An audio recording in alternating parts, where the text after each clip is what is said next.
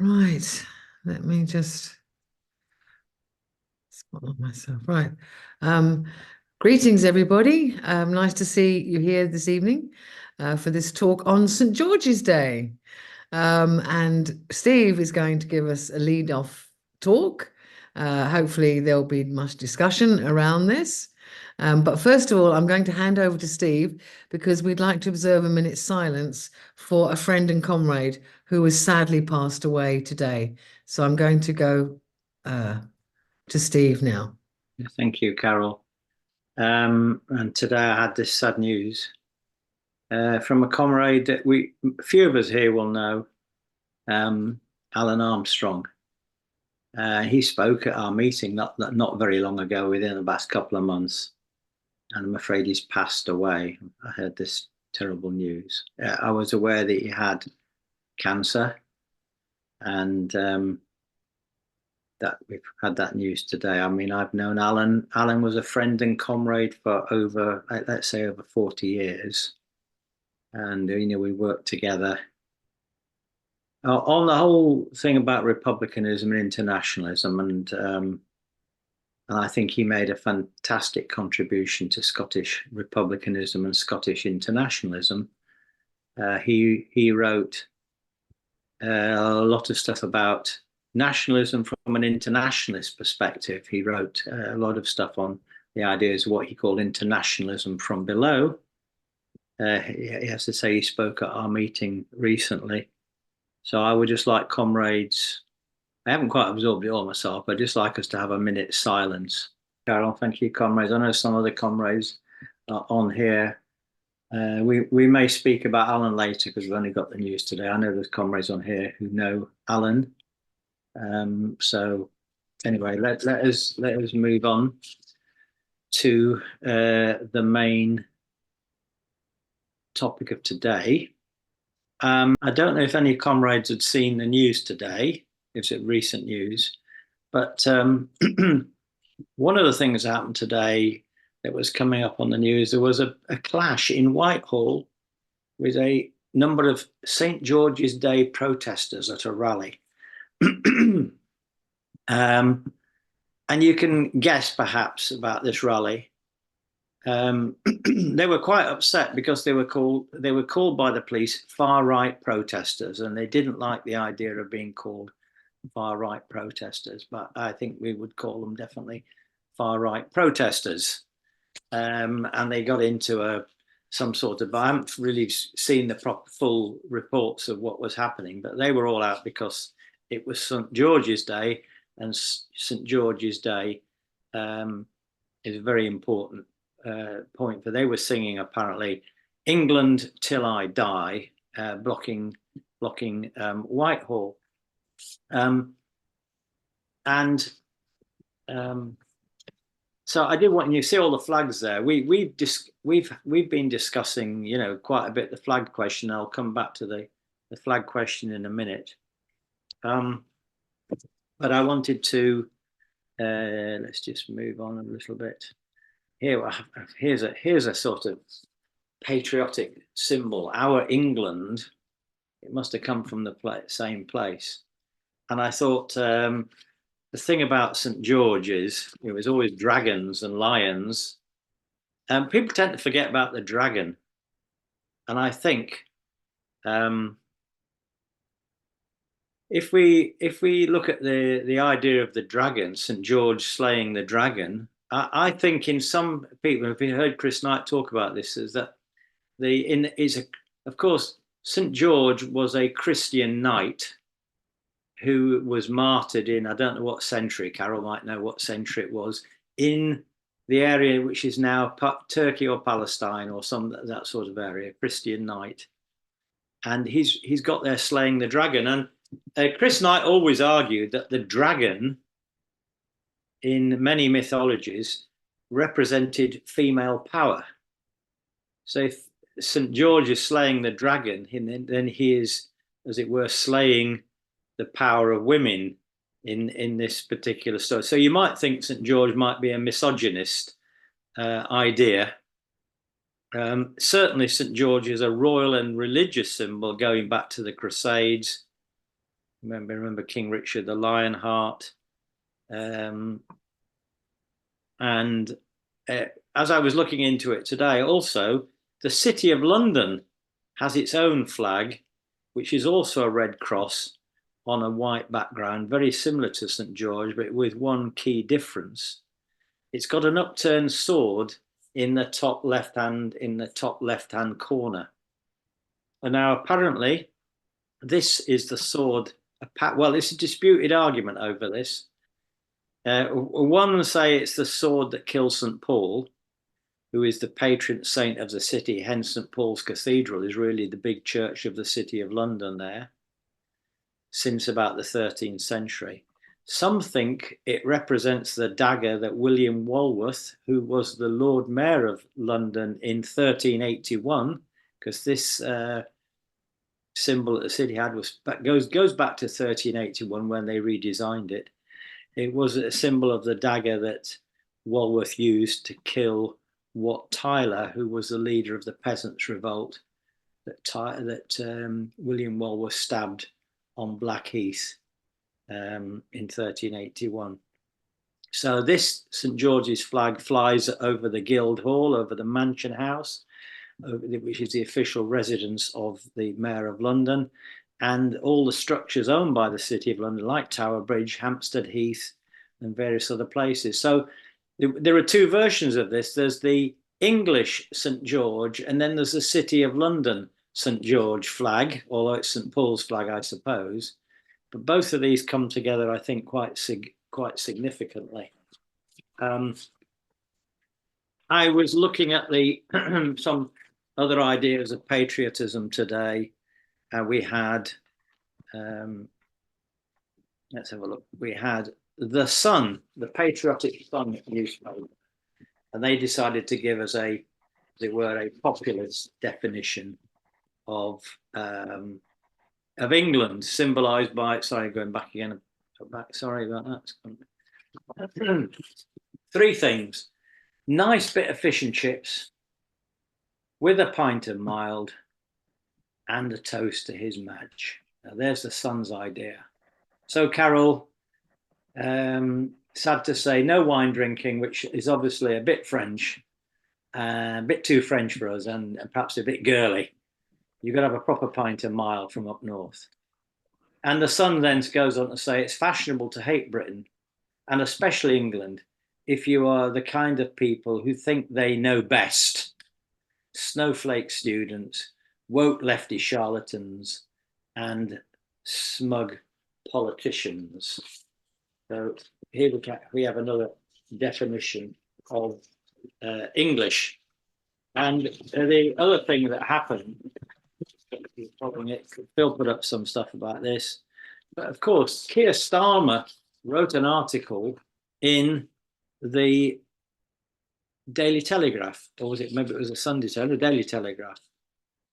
And Starmer says, Starmer wants to claim the flag of St. George. He says, real patriotism is about serving the country we love. That's why Labour puts country before party. He says, no, Labour is the patriotic party now, and we will celebrate St. George's Day with enthusiasm, and enthusiasm shared with each of the patron saints' days of our isles, i.e. St. Patrick, St. George, and St. David. And so Starmer's making a big pitch for St. George, and I just wanted to look at what else, some of the other things that he said. He accused the Tories of being unpatriotic by putting the interests of their party before the country. He said, in fact, frankly, when you have trashed the economy, hammered mortgage holders, weakened the union, not the trade unions, by the way, the British Union, neglected our forces, that's our armed forces, repeatedly broken laws you expect others to follow, and denigrated some of our proudest national institutions, from the BBC to the National Trust and to the England football team, I'm afraid you have lost any right to call yourself a patriotic party. So Starmer's making this big pitch in the Telegraph that the Labour Party should fly the flag of St. George with enthusiasm. So I thought we should look at this a little bit more deeply. And so I wanted to ask this question then.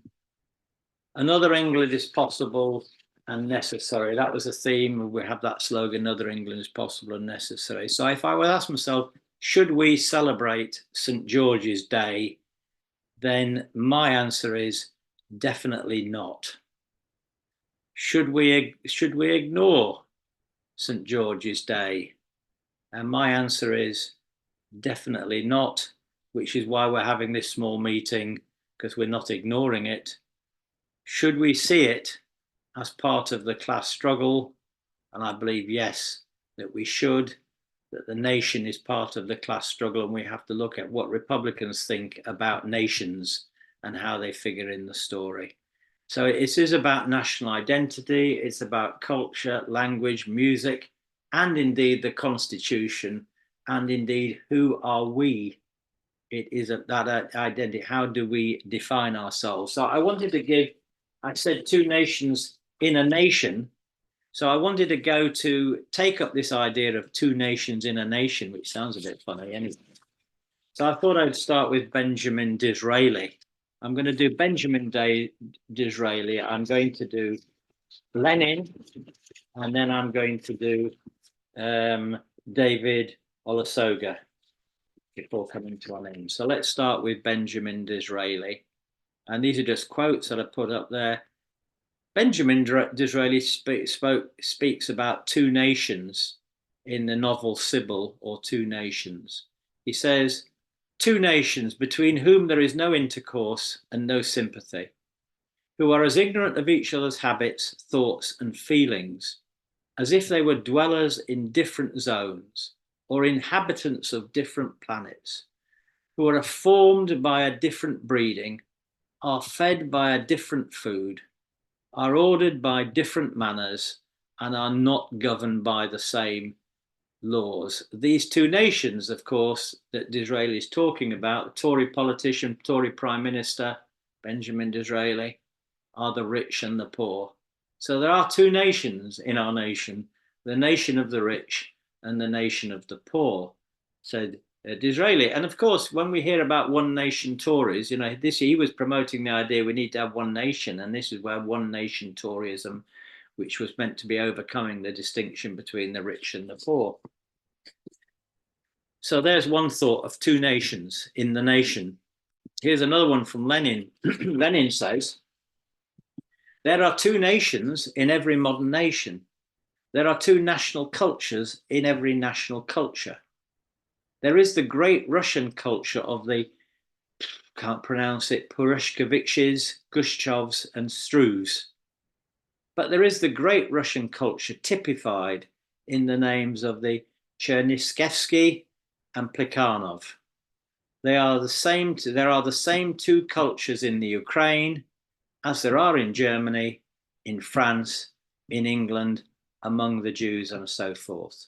So here's another idea that there are two nations, and we should, instead of thinking of one nation, we need to think of two. And Lenin goes on to make another point about patriotism, and I think it's worth thinking about this one as well, which is this.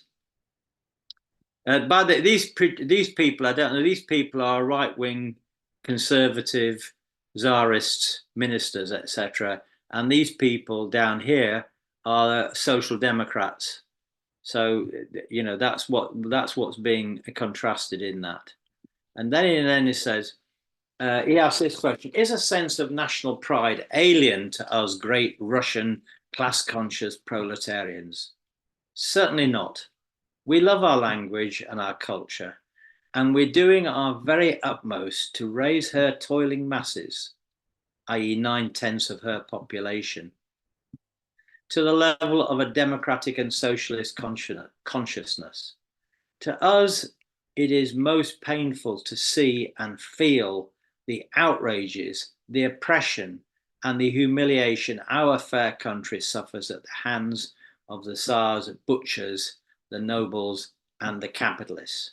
And so when Lenin is talking about nations, he's talking about the nation as being a site of struggle between the two different parts of the nation, the rich part of the nation and the people, the peasants and the working class.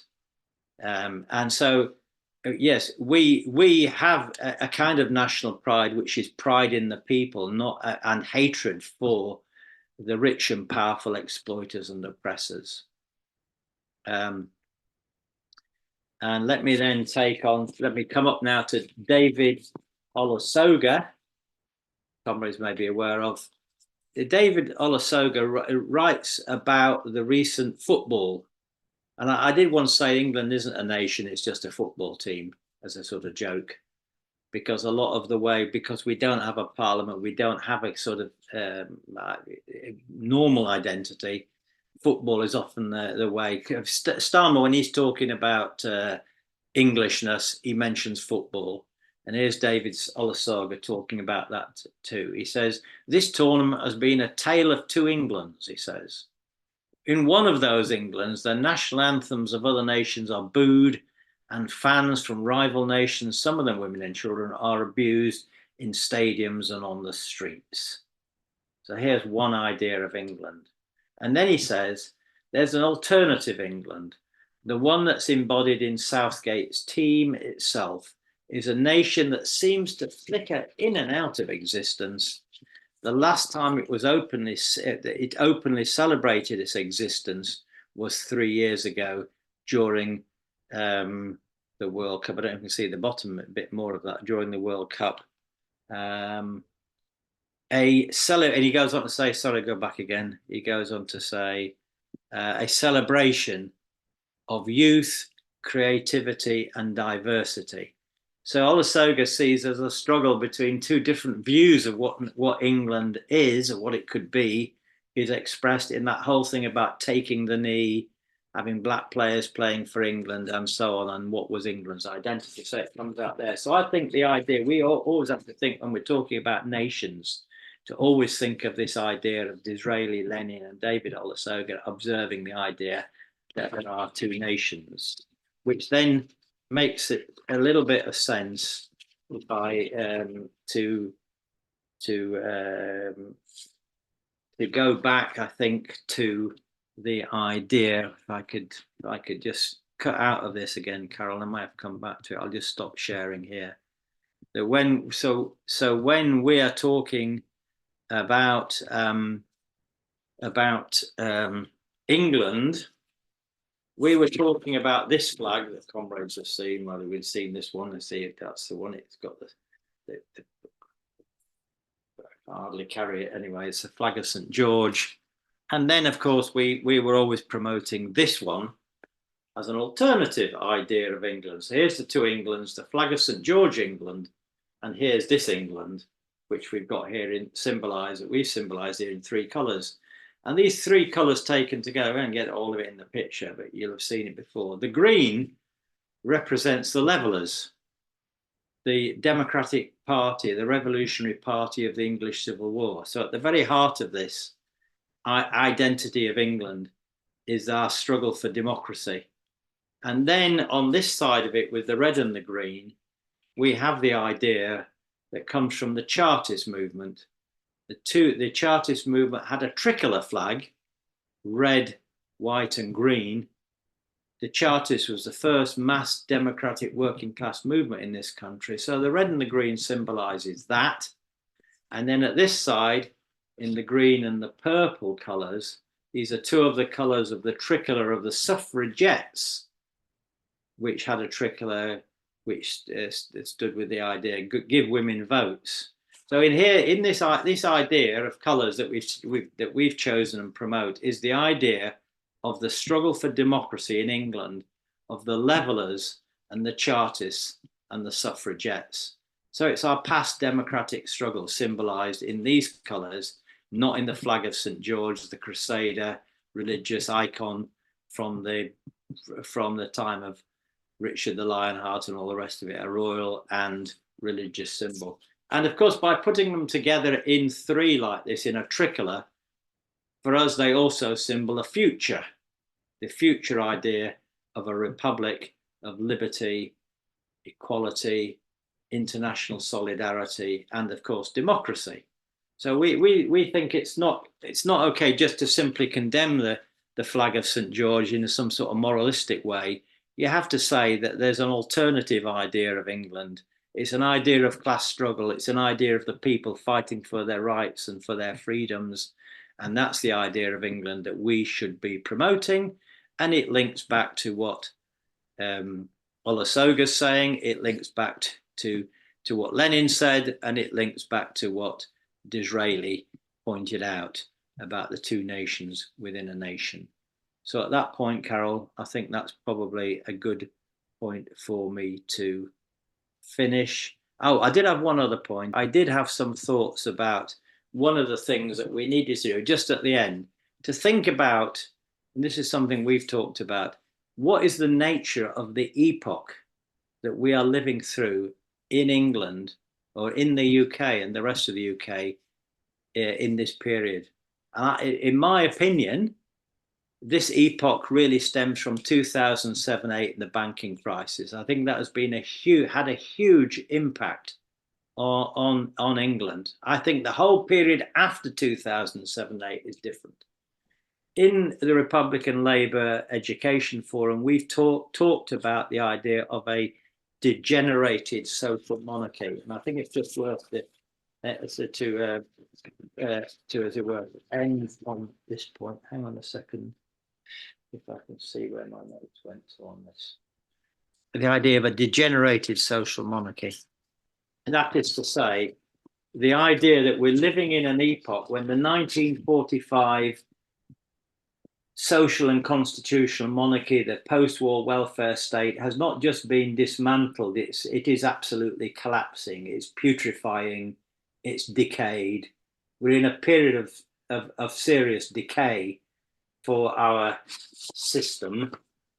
And I believe that we're also in a Republican epoch, meaning that one way out of this is to renew our democracy and to have a republic. And if we don't do that, then we're going to go further and further down the road to authoritarianism and in the direction of fascism. And we can also see, I believe, something that's also happening that we need to talk about, and that is the rebirth, not the birth, but the rebirth of the English nation. But I don't mean that in a kind of reactionary way. I think if we and just to finish on this point, in 1966, in the World Cup in England, when England won the World Cup in 1966, if you look at the pictures of Wembley, all you can see is Union Jacks. Every English person is flying a Union flag. There's no flags of St. George there at all. In 1996, with the Euro finals, the flag of St. George, 3 lions on my shirt, or whatever it was called, the song that they sang. So there's been a rise of English identity. It's come out of the fact that as Wales and Scotland and Ireland have created their own independent identities, people in England are trying to, well, who the hell are we then? If we're not quite the same as Britain, if we're England, what are we? And you can see that in 2016, you can see the Brexit referendum as a kind of English rebellion against the EU, divided, showing that as a nation divided almost into 2 nations. There's a kind of Anglo-British nation that wants to go back to a better, something they see as before. And then I think there's also a kind of Anglo-European nation where people are mobilizing to see themselves, England, as more of a European country. And I think that's also going on. So I think there is a contest between different ideas and different identities. And this idea of national identity also goes in with the idea of constitution, because in the sense, one's national identity is embodied in your laws and your constitution.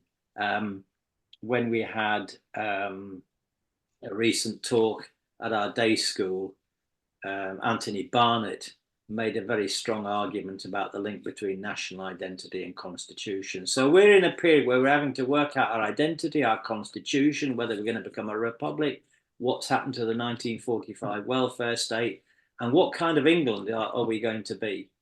Not the one that we've seen demonstrating in Whitehall today, though. I think that's what we need to say, and not the one I hope that's flying the flag of St George. Get rid of the flag of St George and have something new and modern.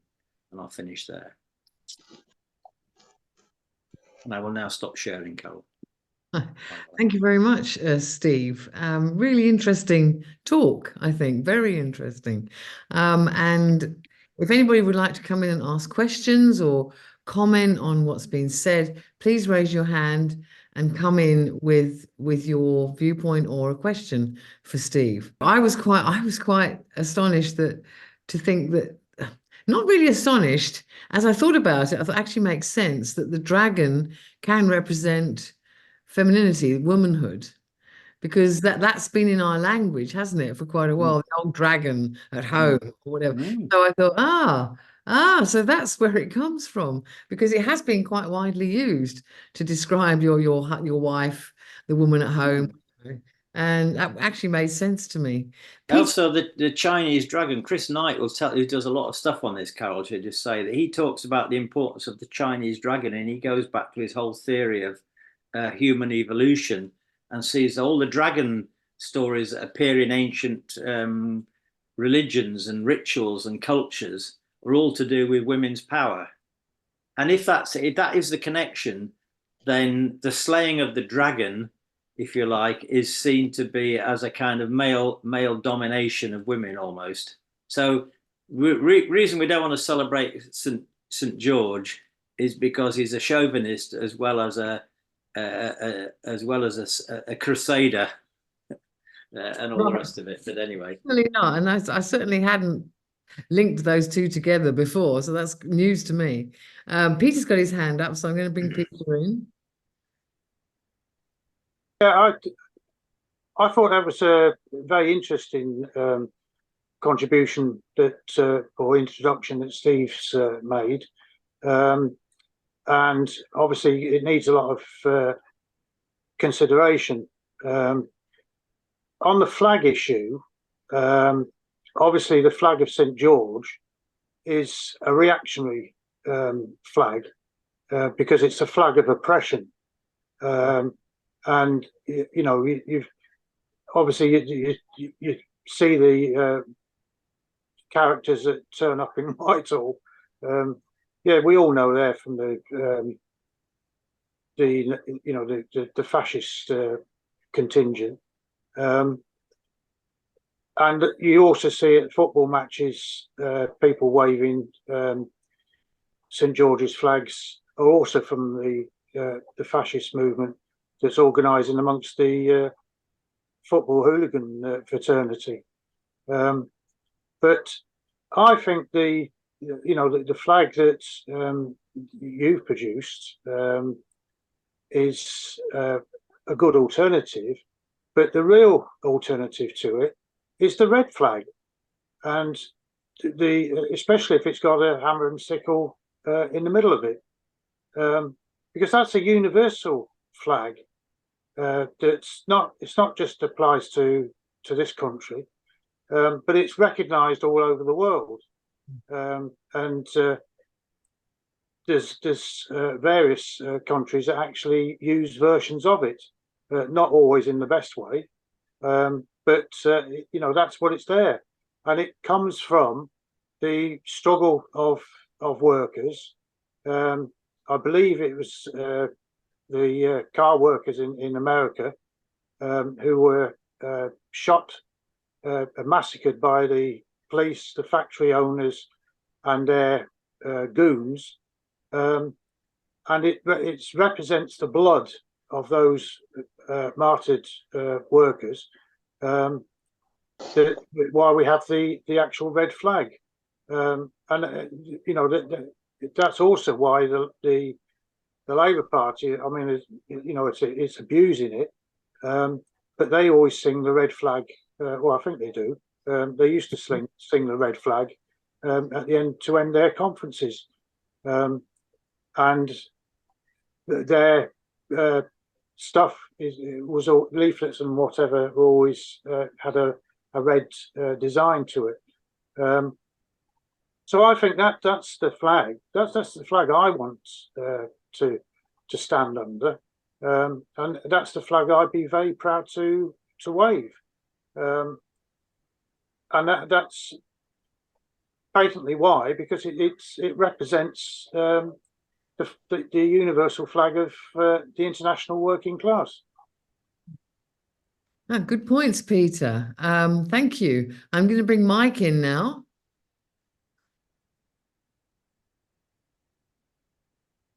Yeah, thanks, Steve. I'm sorry I missed the first part of that. I was rushing around as usual.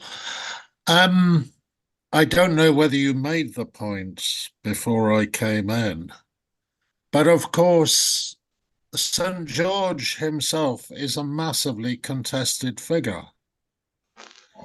Did you make this point?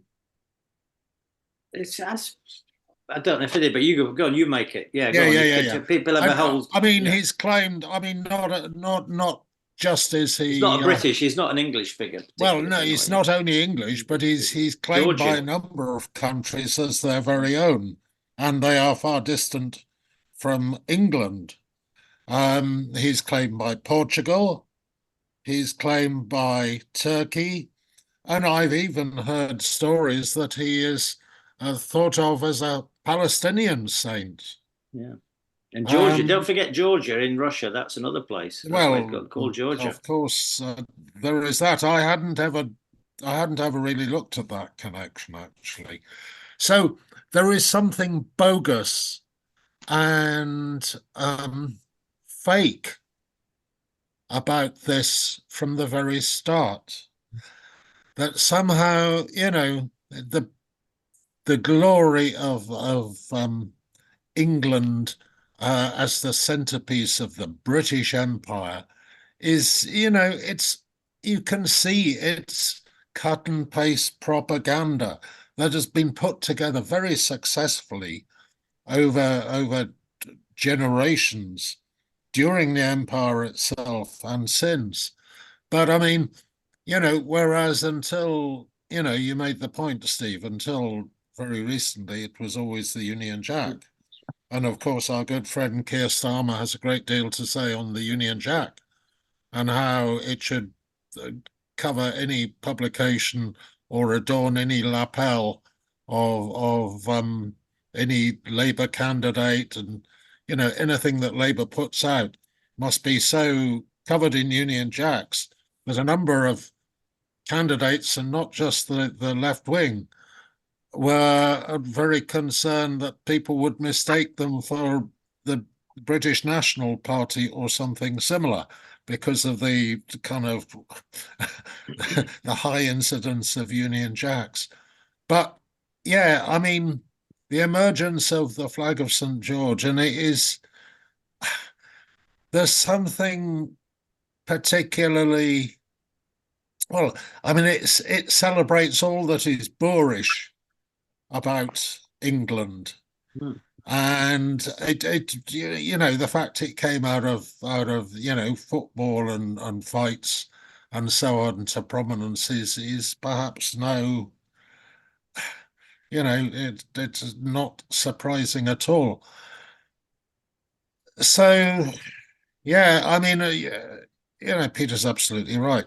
We have to embrace the red flag, but we have to really. I think there is something laughable, and I think we should poke fun. You know, even the Sun, that great gung-ho organ, you know, what it said was laughable. A pint of mild. Who the bloody hell drinks a pint of mild these days? I would if I could live up north, yeah. You know, I mean, it's Never Neverland. It's like John Major and his old ladies cycling to church, and you know, his warm beer. It's fake from beginning to end, and while we oppose it, we must also satirize it.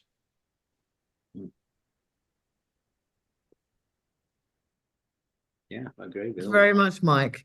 Can I bring Phil in as well and then come back to you, Steve? or are you going to answer some of those questions now? No, they're just contributions. I don't know if I need answering particularly. I'll come back to about the red flag and the Republican flag and how they articulate together. I'm going to bring Phil in then now. Hi. I'm not absolutely convinced about a red hat flag with a hammer and sickle myself, but then I'm a bourgeois liberal, so I wouldn't really want to have anything to do with that. As I wouldn't want to think that I was waking up in a red flag with a hammer and sickle country, because it has too many connotations of events which some of us would rather forget. As we know, there's a plus and minus balance sheet for the red flag over the last 100 years, and some of its connotations and associations are not really at all appetizing. So let me leave that there. You can waive it if you want, but I think I'll try and find something else. I think what interests me more is this: do we associate with the Cross St. George at all, as people on the left? Many argue to recuperate the flag from the right. I don't think the butcher's apron is redeemable, simply because it's obviously associated with 170 years of rampant imperialism. The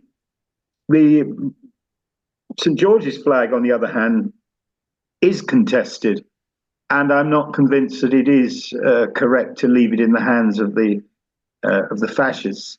What was interesting as well today, however, was the attitude of the thugs, or as we might call far-right demonstrators, to the police. They were online. I went on YouTube and looked at a few videos from this demonstration where a young woman commentator was attacking the police for being biased. And why can't we have why can't we, she didn't actually say ours, she said, why can't patriots fly the flag of St. George and the police stop us doing that, whereas they let Palestinian flags on the street every day of the week? So there's obviously a polarization going on here, and it's quite clear what it is. Any of us can recognize that. But that's, on the other hand, there's also that question of the police officer and the representative of the CAA who tried to march through the Palestinian March last weekend. And that ties in with this other angle, which is the link between the right and the Zionist movement, which the Zionist movement is only too happy to have Keir Starmer plugging the flag of St. George, plugging the Union Jack, because it appeals to them that kind of nationalism is closer to Zionism in their view. And so the more of it they get, the better. And that's why you have seen representatives of the Zionist community standing on demonstrations with Tommy Robinson and others. So the presence of Zionists with fascists in this country is not now seemingly so incongruous. So my thing I would say in conclusion is, well, I don't mind what you wave, really. You can wave the red flag with a yellow hammer and sickle if you want. I don't think its meaning is particularly transparent. That's the problem. So you'd have to take that back from all the places it's been waved in where blood was shed and its meaning was twisted, if you like. I'm thinking of Stalinism. I'm thinking of Hungary. I'm thinking of Czechoslovakia. I'm thinking of the mass murders that went on in China in different times. You could argue some of the things that happened between, well, certainly the Khmer Rouge used the red flag and then carried out massacres, although they changed their flag to a national one later in Kampuchea. But the thing I would say is that actually it's not something I would want us to spend hours arguing about. But I do agree with Steve that whereas I think some of these issues are irrelevant, I don't think St. George's Day is. I think that is a day we should in some way attempt to question and argue about, and argue for its validity as a right-wing day of right-wing protests. Obviously, I mean, that's, we have to fight fascists where we find them. And I think St. George's flag has actually, for quite a lot of people, I mean, if you go back to the demonstrations in the 19th century, a lot of people carried that flag, Chartist marches included, and it was seen by many as a symbol of England. And a lot of England is tied up with mythologies and stories which speak of revolts. Arthur, you know, all that stuff, right through the Saxons, right through the Peasants' Revolt, onward to the Civil War. And I think that's why it's important for us to consider our own idea for a flag and to still keep arguing for that. So I'm not going to be raising the red flag, but I do enjoy singing it, of course, even though I prefer the Italian one, Avanti Popolo, if I have to be pushed to the corner on it. Thank you. Thanks very much, Phil. If I may just add myself here, it's also occurred to me that this is talking about saints and having patron saints is very much favouring the Christian and particularly Catholic tradition over other faiths as well. So that's also quite a big, in honour of Peter, quite a big red flag, isn't it? To actually be celebrating a saint, for goodness sake. I don't think we should be doing that at all, in my opinion. Anyway, thanks very much. Would anybody else like to speak? I see no more hands up now. Okay, I'm going to go back to Steve then, and for some concluding remarks. There was an interesting discussion. I was listening on the radio on LBC, and people were trying to discuss the flag of St. George. And they said that so some people came and said it's a racist flag. And other people said, no, well, how can it be a racist flag? I mean, it's just a red and white flag. How can it be a racist flag? And I think it's not the flag that's racist. It's the identity of England which is racist. Because I think essentially the identity of England is locked into the past. And it's an identity of what might be called the WASPs, the White Anglo-Saxon Protestants. We are a white Anglo-Saxon Protestant nation. Now, that's what the far right like to think about. They like to think about being white. They like to think about the Anglo-Saxons, and they like to think even about religion. And so that's what's got to be, and that's what David Olusoga's contesting. We're not a white nation anymore. We're not even a Protestant nation. So we're in transition to something else. So therefore, the identity of England is dangerous because it's been frozen as part of Britain. You know, it's rather like the English identity got frozen into Britain. And then in Britain, it became an empire. And so the British identity is a very warlike, imperialistic identity that we're still trying to deal with when we deal, as Phil said, with the butcher's apron. We cannot reclaim the butcher's apron for all the reasons that Phil gave. But another reason is that if Scotland and Wales become independent, the butcher's apron is finally finished off. There won't be one. If we end Britain, there won't be any need for a British flag. And if that's our position, we want to get rid of the British flag because we want to get rid of the British Union and all the history that went with it.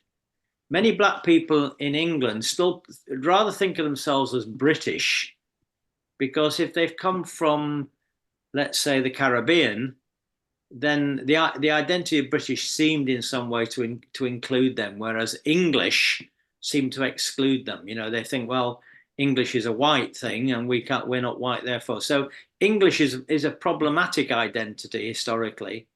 And British was one that many black people would accept when they came here, that we're British. But I think that British identity is also on the way out. So I think, therefore, we have to work out what is that identity. And this is a point of struggle. Now, I go back to we cannot reclaim the flag of St. George for all the reasons that Mike gave. It's a nonsensical. And when anybody try to explain what it means or what it's got to do with England, well, it just does, doesn't it? I mean, it's beyond explanation. No, because if you try, well, there was this saint called George, and he was I don't know what he was. He must have been a Catholic in those days. I don't know, and he slayed a dragon. I mean, it's complete nonsense. In many ways, got no rational explanation. I mean, if you think of the French tricolour, at least some reasoning behind it makes some sort of sense.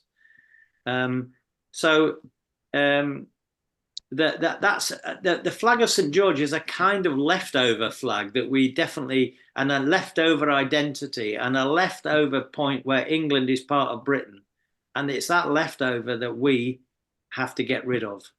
Now, Peter originally raised the red flag. Well, I think slightly disagree with Phil. I think we are socialists. The red flag is an internationalist flag, yes, but we're not just that. And that was the whole point of the fact that the class struggle takes place in nations. We have to fight within nations. So if we're Republicans, we need a Republican identity and a Republican flag that links into our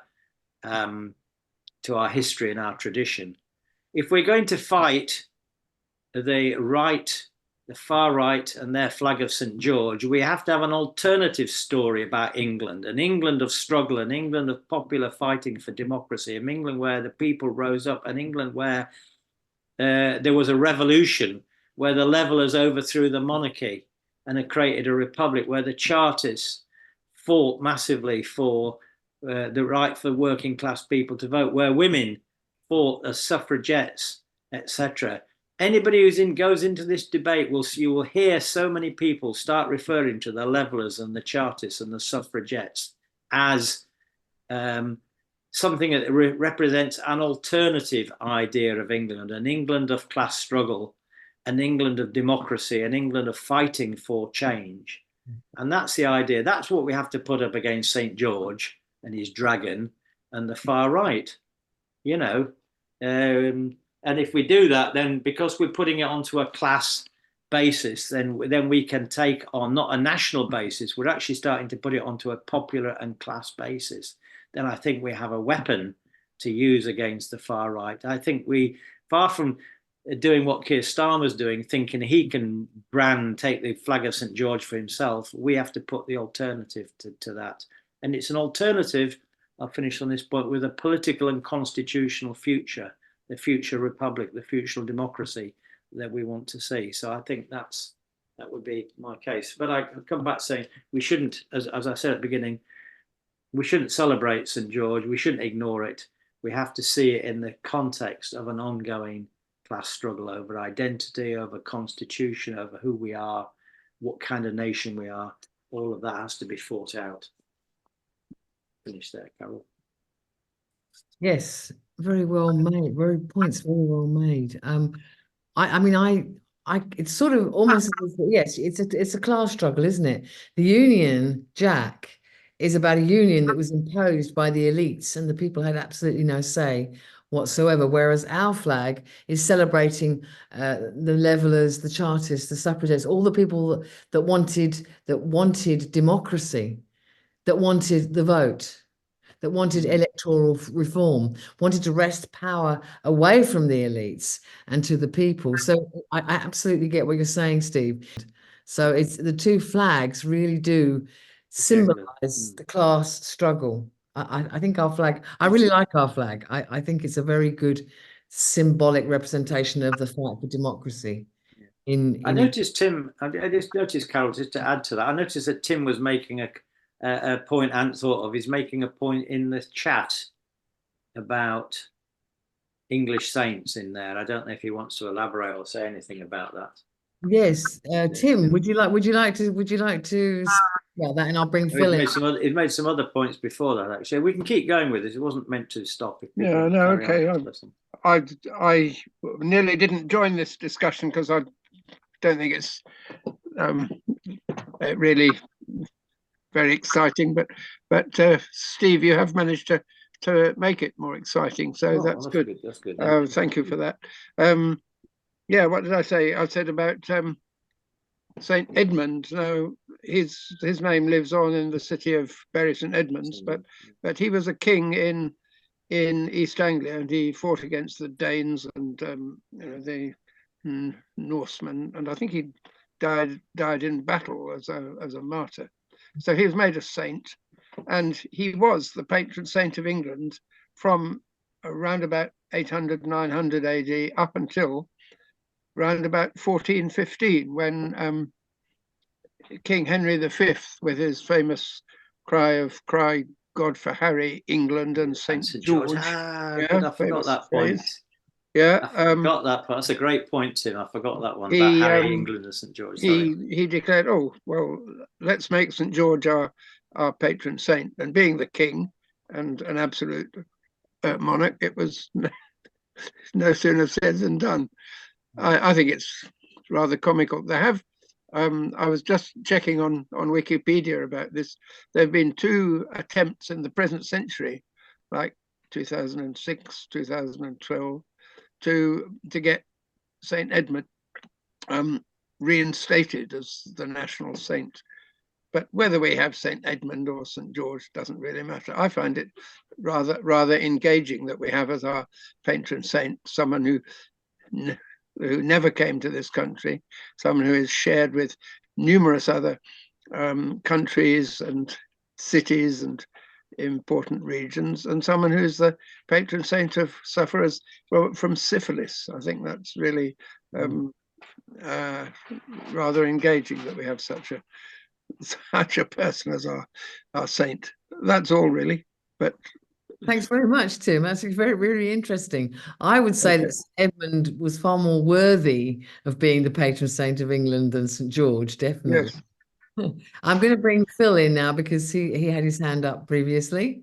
So Yeah, I just want to say that those points Steve made about the various struggles as a result, Civil War, I would argue also the 1790s, the great pamphlet debates around the French Revolution, and that influenced the early 19th century liberal democratic movement, which bled into the Chartists. They've also been taken over by the liberals as signs of how viable our democracy is and how it evolves. So these things that we see as struggles from our side of the argument are seen as pluses for the English way of our constitutional arrangements, which allow these kinds of things to happen, that enable our democracy to survive and grow. And then you get the Reform Acts and all that stuff. So it's important to notice that these symbols like flags, are recuperated, or just as political movements and ideas are recuperated and are turned into ideas which the ruling class can use, actually completely in an opposite and in a way that it was never intended by those who took part in those struggles. So I think it's very important to see who's telling the historical story, and that's why I return to the question of the flag, because I think the left underestimates at its peril the importance of symbols, and flags are important symbols, whether we like it or not. It's a question of what they symbolize. You could argue that the Nazi brand, the branding of the Nazi party, was one of the finest pieces of mass advertising that's ever been achieved. This has been argued in a very fine book by an ex-colleague of mine from Queen Mary University of London. So branding matters. We don't want to salute the Nazis for their branding as just an abstraction. It worked because it was clear and clarified, and we have to be as good on the left, I think, as putting our case forward in not only in words but also in images and in symbols. And these things matter, as do songs and poems. So I think culture is very important. I think nationalism is playing into that, and I think therefore these symbols and these things we're talking about are important. They may seem rather frivolous, but I don't think they are. absolutely, Phil. Yeah, I agree with you totally. Mike's got his hand up.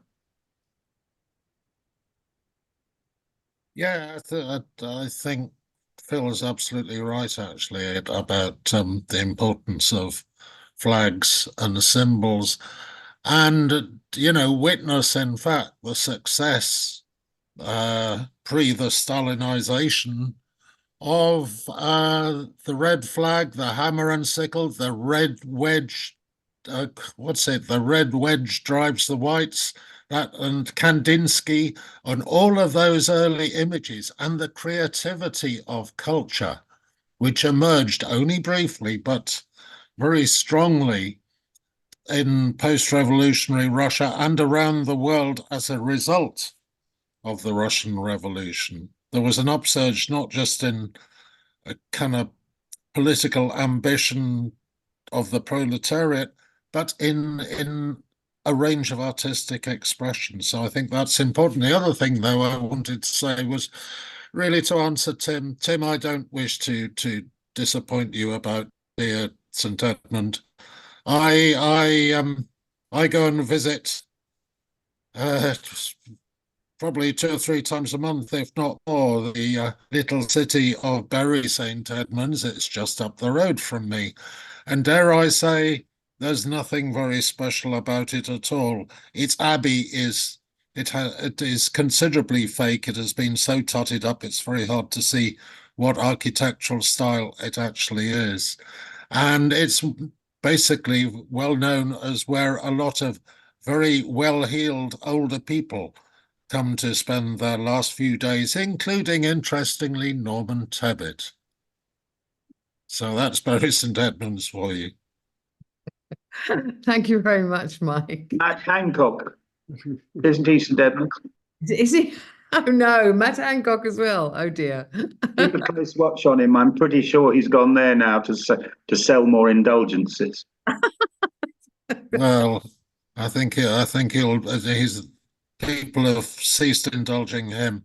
No, it's not a popular person in any of these parts. Thanks very much, Mike.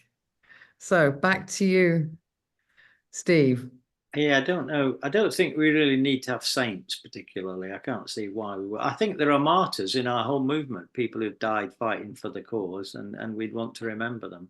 And for Christians, then Christian saints, are they? I mean, I don't really understand it, but Christian saints are martyrs, are they, for the cause? I can understand that. But then if we're not promoting Christianity as socialists, then I don't think we need saints. I don't think we need St. George or indeed St. Edmund. They're historical figures. Part of the history. That's important.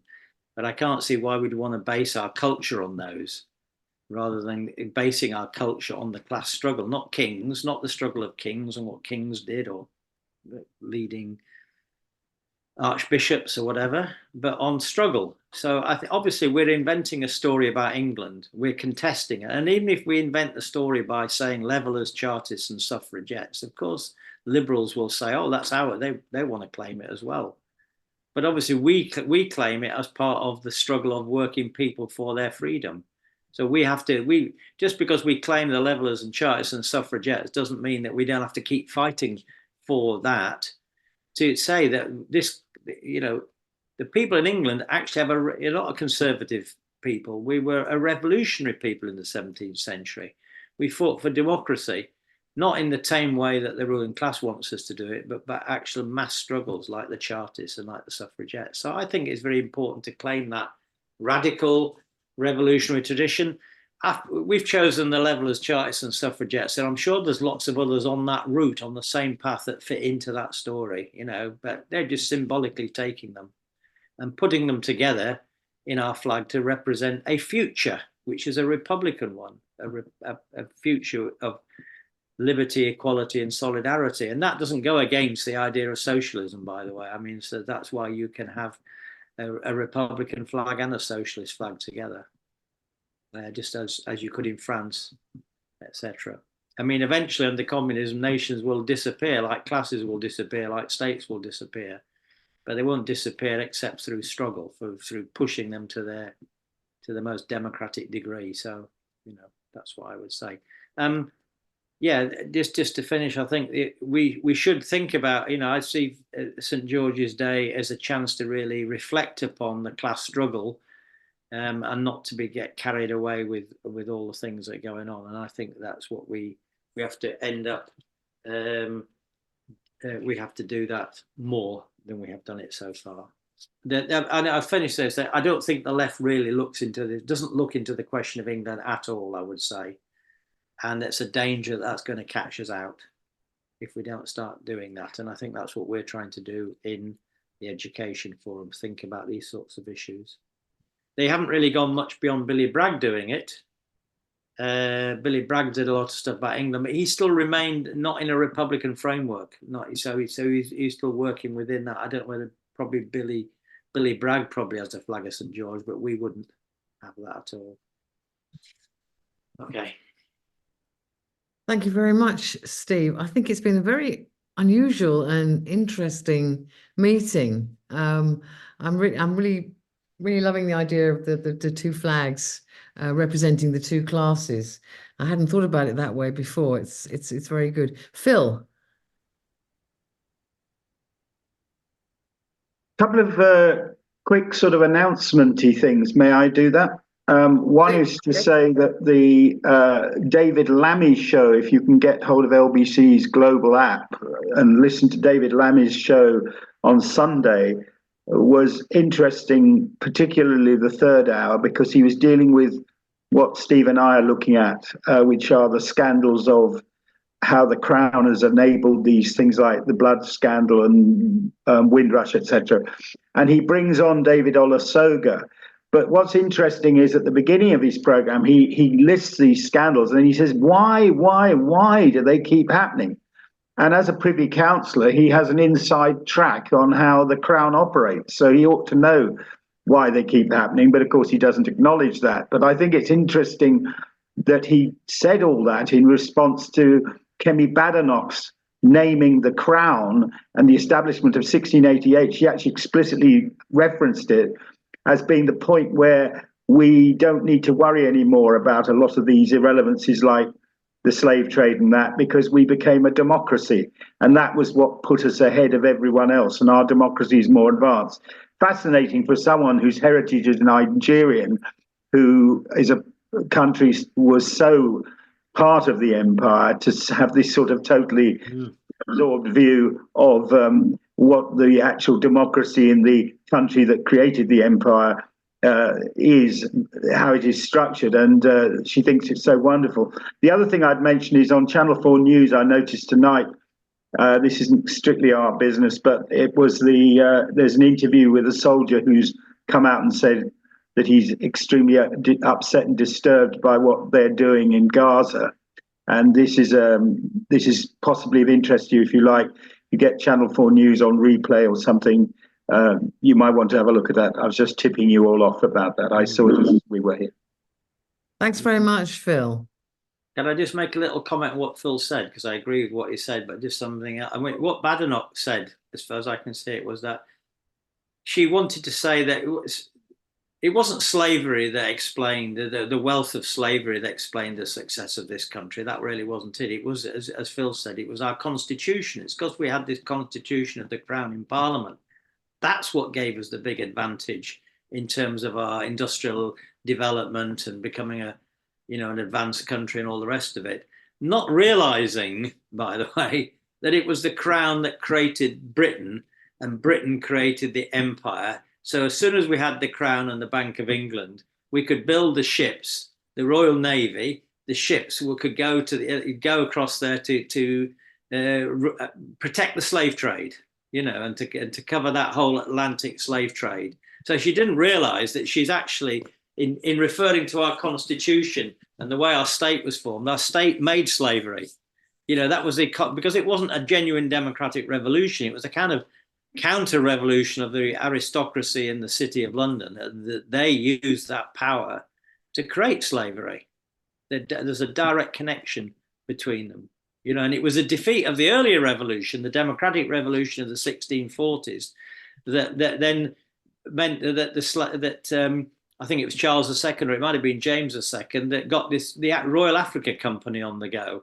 But it only really took off on a massive scale after the Glorious Revolution of 1688. So Kemi Badenoch trying to landed herself in it, I think, in the end of the day, because she's taking it back to what we have to change, which is the constitution of the Crown in Parliament established in 1688 to 1707. That's the problem we have politically to face. Absolutely. Mike's got his hand up again. Mike? Yeah, I mean, Kemi Badenoch and Phil's absolutely right to remark upon the ironies, and these are ironies that a few privileged sections of peoples who were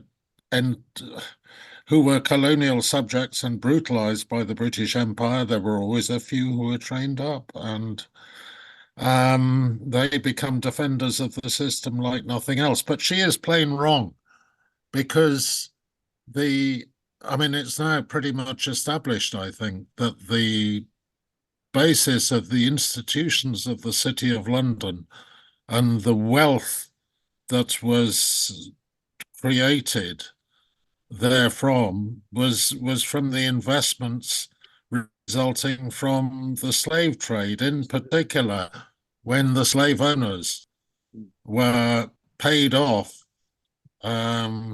by this vast sum, which was only eventually repaid. I think George Osborne made the last repayment in 2015 or thereabouts. A vast loan, because of course the slaves weren't given any compensation whatsoever. Oh, my God, they were lucky to be alive. What more did they want? The slave owners, on the other hand, were given several kings' ransoms, and they sunk the money into creating the City of London. So she is plain wrong. And I'd like to see a historian confront her very directly on it. Absolutely. David Olusoga, come on back. Very quick one, if I may. David Olusoga did a pretty good job on that, although a man who accepts the OBE, to me, coming from a very brilliant critic of the slave trade, has not quite got all his logical ducks in a row. The other thing, though, I'd say is that the Sir Richard, or this Richard Drax, was part of the spark of David Lammy's program. The guy who's going to probably get 3 million compensation from the taxpayers of the Barbados for a piece of land which was a plantation, one of the biggest, where we know are documented many deaths, rapes, and other atrocities, torture and other things that went on there. And so the idea, Mike, particularly I was thinking of your point, that this compensation culture has died with 2015, I think is just quite clearly it hasn't. The entitled class that had the slave trade and ran it is still the entitled class that's benefiting from it now, because many of them have money in their families. Their families' wealth would not have existed if it hadn't been rooted in the slave trade. And that was the truth in 1833, when the trade was formally abolished, and it's still the truth now. Dig a little and you'll find that they've all got slave trade roots for their wealth. On every fortune, there is a criminal act. Under every fortune, there is a crime. Yes, absolutely, Phil. I was saying that just the other day in a conversation. Wherever you've got a lot of money and big fortune, there'll have been a crime committed to get it, or many crimes committed to get it. Just on that, can I just say, Richard Drax, of course, is Tory MP for Ware in Dorset. He is a Tory MP anyway. Bury St Edmunds. Bury St Richard, perhaps, but no, it's Dorset, not Suffolk. Yeah, so you know, this is the long line of those people who are entitled. They have entitlement. The Italians say it rains on you when you're already wet. I think it's a nice way of putting it. Yeah. Very good. Right. I want to say one last thing, if we're at the very, very end, Carol, if we can, just one last thing, just to say that I don't think we can be proud of St George, but we can be proud of the struggle of the Levellers and the Chartists and the Suffragettes. That's something we can be proud of, and we can see that is a way forward into the future. So that's what I think Lenin said, when you can be proud to be a Russian if you're proud of the struggle of the people and their culture of struggle for freedom and democracy. And I think that's something we can be proud of. That is a really good place to stop, I think, Steve. Thank you very much for those final words. And thank you to everybody for coming tonight. It's been very, very interesting. I've certainly learned quite a bit, and I hope for you it's brought new ideas and new perspectives to your political thoughts. But thank you very much, everyone, for coming tonight, and enjoy the rest of your evening.